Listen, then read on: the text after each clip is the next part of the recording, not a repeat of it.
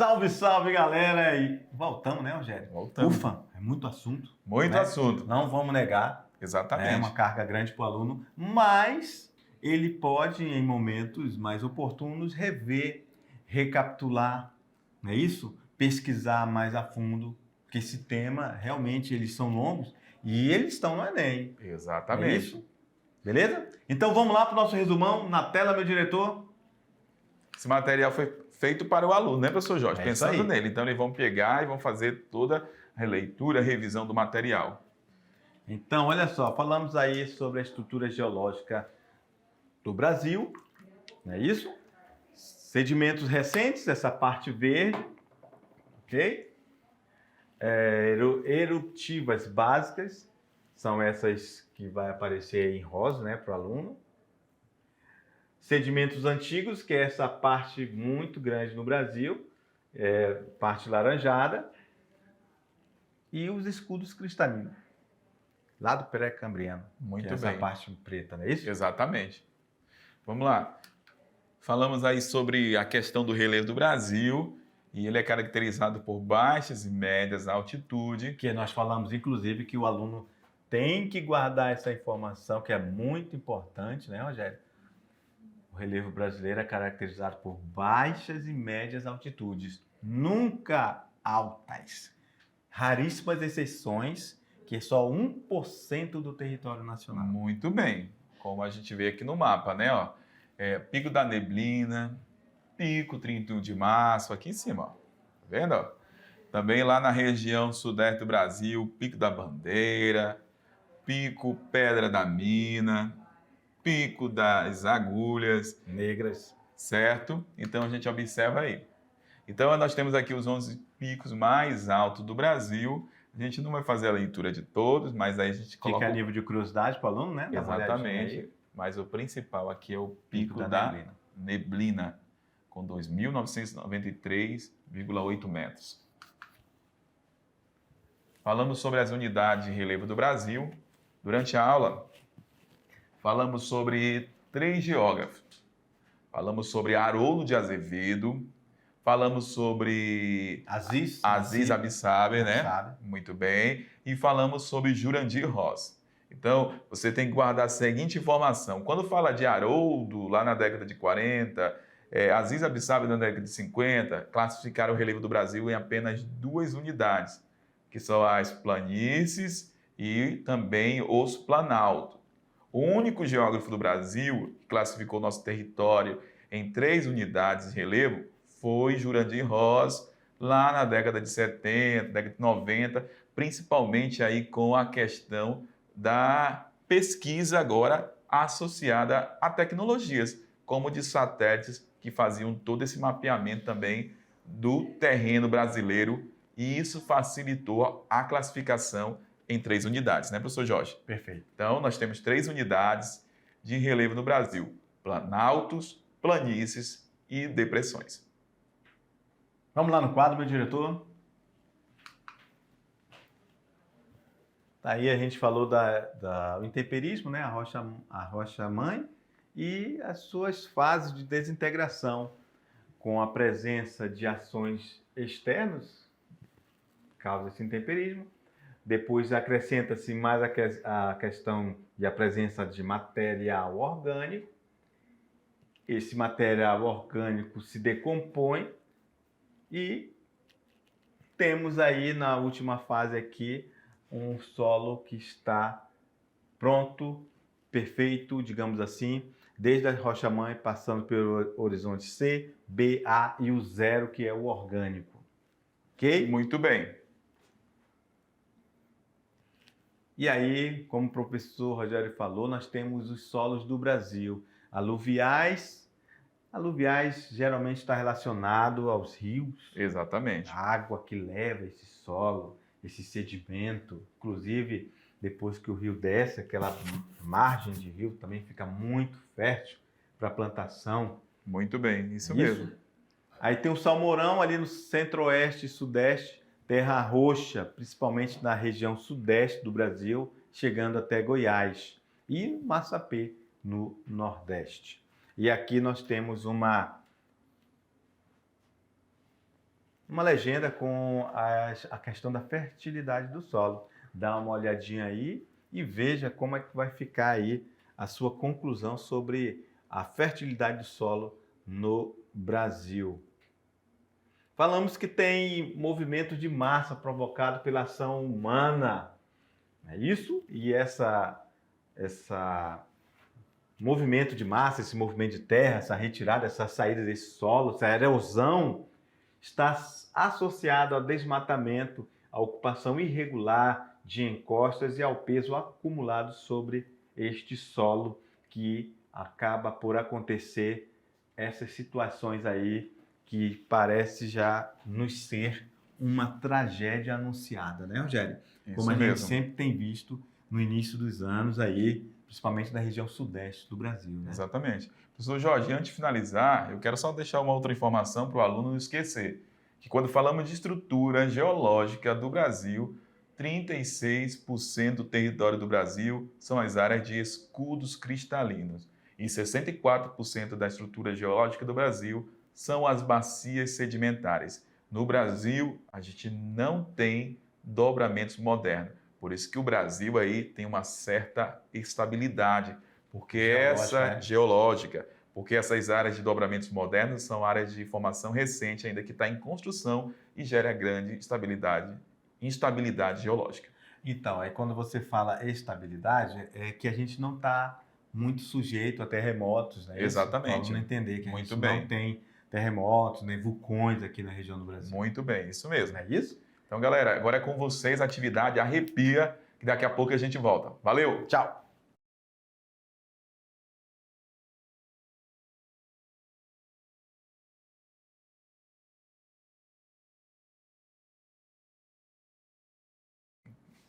Galerinha, voltamos agora para a correção, um momento importante, né, senhor Jorge? Isso aí. Foi rápido demais, né? Foi rapidão. Então vamos lá no quadro conferir o resultado aí da sua atividade. Tirando dúvida, resolução. Questão: o relevo brasileiro não apresenta elevadas altitudes. Cerca de 92% do espaço natural do país apresenta altitudes inferiores a 900 metros acima do nível do mar. Isso ocorre porque, olha aí, Rogério, ele vai ter que lembrar dos conceitos que demos, das lembranças que a gente falou que ele não pode esquecer nunca mais. Muito bem. Vamos ver se ele lembrou? Bora agora. A. Predomina no país a ação dos agentes endógenos. Só relembrando para o nosso querido aluno o que é endógeno, né, Rogério? Endógeno quer dizer dentro, não é exógeno. Né? Então, o endógeno é terremoto, vulcanismo. Exatamente. É isso? B. A formação geológica do Brasil é antiga. C. Ocorrem frequentes terremotos que aplanam o relevo. D. A atividade humana atuou no sentido de degradar as formas antigas da superfície. E E. O Brasil localiza-se, em grande parte, nas zonas de encontro entre placas tectônicas. Sem chance. Nós não falamos isso aqui. A gente falou muito bem. que nós estamos bem longe e nós estamos falando que o território do Brasil é bem consolidado, por ser uma estrutura muito antiga. E o Brasil ele está dentro aqui no interior de uma placa. Eu vou fazer aqui, ó, no interior de uma placa, que é chamada a placa sul-americana. Então, as regiões instáveis que estão sujeitas a terremotos são as regiões aqui, ó, das bordas das placas. Então, o Brasil não está próximo à borda da placa. Essa região ali vai ser Cordilheira dos Andes, né? Quanto mais distante das bordas, maior estabilidade. Rogério, eu vou fazer diferente de ti, ó. Faça aí. Eu vou fazer... A Japa já está até rindo, tá? Passa, vou desenhar aqui uma coxinha de galinha. Olha aí, ó. Esse aqui é o Brasil. As placas, olha a distância de placas tectônicas do Brasil. A outra está aqui no meio do oceano. Muito bem. Então, aqui onde é o nosso país, está muito longe onde ocorre essa instabilidade. Exatamente. É isso? Que é os limites das placas, né? Isso. Beleza? Beleza. Então, ficou menos pior, né, Rogério? Ficou legal essa coxinha, gostei. Vamos lá. Então, a formação geológica do Brasil é antiga, galera. Lembraram disso? Tenho certeza que sim, Rogério. E tu? Com certeza. Fechou. Muito boa essa questão em simples. Não tá difícil essa questão. Questão 2. A fotografia a seguir mostra uma rede de drenagem em determinada região brasileira. Certo? Vamos lá. Determinada região. Esse tipo de hidrografia, pelas características observadas, é típica do seguinte tipo de relevo. A. Paisagens geomorfológicas fluviais apalachianas. B. Planaltos cristalinos. C. Cuestas fluvio-lacustrinas. D. Planícies fluviais. Ou E. Maciços residuais. Olha só, Rogério, questão interessante, mas aí o aluno ele vai lembrar que nós falamos de rios, falamos que estamos numa imensa planície. Exatamente. É isso, ele ia conseguir lembrar, porque aquela Tranquilo. imagem ali é uma imagem que representa a Amazônia. Exatamente. É isso? Então, o aluno tem que desconfiar de termos que o professor não usou na aula, né? Exatamente. Como, por exemplo, fluviais apalachianas, é isso? E os planaltos são áreas de maior altitude.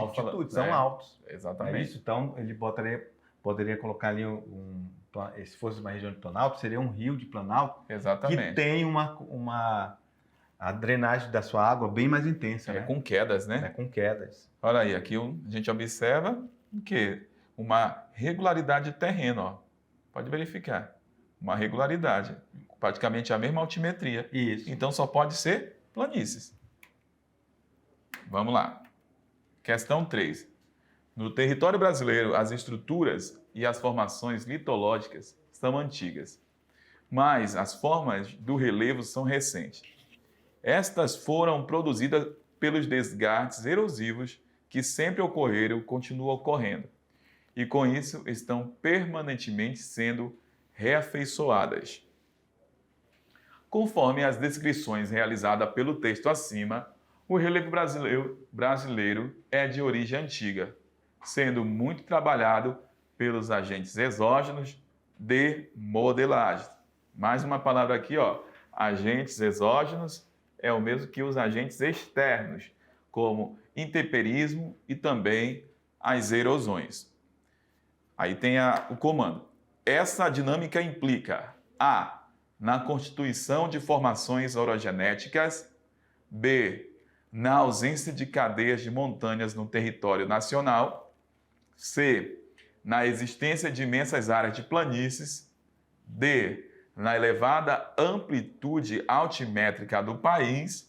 E aí fala o seguinte, ó, nas zonas de planalto ao longo do leito do rio Amazonas. O que implica essa formação geológica antiga e o relevo recente? Só lembrando, Rogério, que os agentes exógenos, ainda agora na questão anterior tinha agentes endógenos. E agora estamos aqui com o termo de agentes exógenos. Exatamente. Exógenos quer dizer fora. Os externos. Externos. Exatamente. Quais são eles? Água, frio, calor, vento. Que resumidamente foi o que eu falei, erosões e intemperismo, não é isso? Isso, intemperismo. Muito bem. Essas ações externas vão influenciar no trabalho de escudos cristalinos. Exatamente, vai com certeza. Desgastar as montanhas. Então, não vamos ter cadeia de montanha no território nacional. Com certeza. E aí, o aluno lembrou, Rogério? Lento, foi tranquilo essa questão também. Suave na nave? Suave na nave. Fechou Goiás, então. Vamos lá. Bora. Questão de Enem. O chão do Brasil apresenta-se com predomínio das chamadas terras altas, com altitudes que variam entre 201 metros e 1.200 metros, representando 58% do território. Dentre as formas de relevo classificadas, os planaltos predominam na paisagem, ocupando aproximadamente 5 milhões de quilômetros quadrados. Beleza. O comando da questão diz: a característica acidentada do relevo brasileiro, apresentada no texto anterior, propicia a geração de energia. Muito bem. Rogério. E aí, Rogério? Questão tranquila também, porque está falando de unidade de relevo do Brasil. Isso. E falamos aí que o Brasil, a gente tem um relevo aí de baixas e médias altitudes. Mas quando a gente faz o estudo das unidades de relevo, planaltos, planícies e depressões, planaltos e planícies são a maior parte do relevo do Brasil, então são mais altos que as planícies. Por isso que o texto está falando aí, ó, de altas altitudes. Beleza, e está falando aqui, ó, planaltos. Exatamente. Não é isso? Então ele vai lembrar, Rogério? Ah, tranquilo. Eu falei até durante a aula aqui, ó, desse potencial que a gente tem nas unidades de planalto. Hidrelétricas. Hidrelétrica. Que vai aproveitar essa queda d'água. Muito bem. É isso? Exatamente. Beleza, vamos para a próxima. Questão 5. Os movimentos de massa constituem-se no deslocamento de material, solo e rocha, vertente abaixo pela influência da gravidade. As condições que favorecem os movimentos de massa dependem, principalmente, da estrutura geológica, da declividade da vertente, do regime de chuvas, da perda de vegetação e da atividade antrópica, atividade humana. Em relação ao processo prescrito, sua ocorrência é minimizada em locais onde há A. Exposição do solo. A B, galera, drenagem eficiente. C. Rocha matriz resistente. D. Agricultura mecanizada. E a E. Média pluviométrica elevada. Então é uma questão bem de modelo de vestibular Enem, que vem um texto base que fala aí sobre essa questão aí para poder solucionar o problema em relação aí, ó, à questão de ocupação em áreas onde tem movimento de massa. Então, aí o que está falando? Ó? Em relação ao processo descrito, sua ocorrência é minimizada em locais onde há a exposição do solo. Se tiver exposição do solo, é problema. Se não tiver a cobertura vegetal, o que vai acontecer? Esse solo fica mais sujeito à questão do desmoronamento, as vossoroncas, as erosões. Rocha matriz resistente, na profundidade, né, professor Jorge? A gente está falando de superfície. Agricultura mecanizada, média pluviométrica elevada num solo sem cobertura vai ajudar a vida daquela pessoa? Não, vai aumentar ainda mais a questão das erosões, do deslizamento. Então, uma medida aí que vai minimizar vai ser a drenagem eficiente nessas áreas de encostas, nessas áreas com declividade. Beleza. Vamos lá. Questão 6. Os solos formados pela decomposição de basalto de grande fertilidade, que ocorrem principalmente em São Paulo, são chamados de... Olha aí, Rogério. Tranquilo demais. Sem chance de não acertar essa questão. Estava nas anotações, até a Japa riu agora, porque ela sabe qual é a resposta. Lembrou na hora. Na hora, terra roxa. Exatamente. E aí, Rogério, suave na nave? Suave na nave. Tranquilo? Tranquilo demais. Acho que os alunos acertaram muitas questões. Na hora. E agora, se por acaso teve erros, aí a galerinha vai pegar o material e vai fazer a revisão. Mas tudo que foi abordado na aula de geologia, de solo, de questão de movimento de massas, foi cobrado no exercício. Beleza. Então, se o aluno ficou ligadão na aula, ele não teve dificuldade. Teve não. Acertou tudo. Acertou tudo. Beleza, galerinha? Então é isso. A gente volta no próximo encontro. Tchau. Valeu.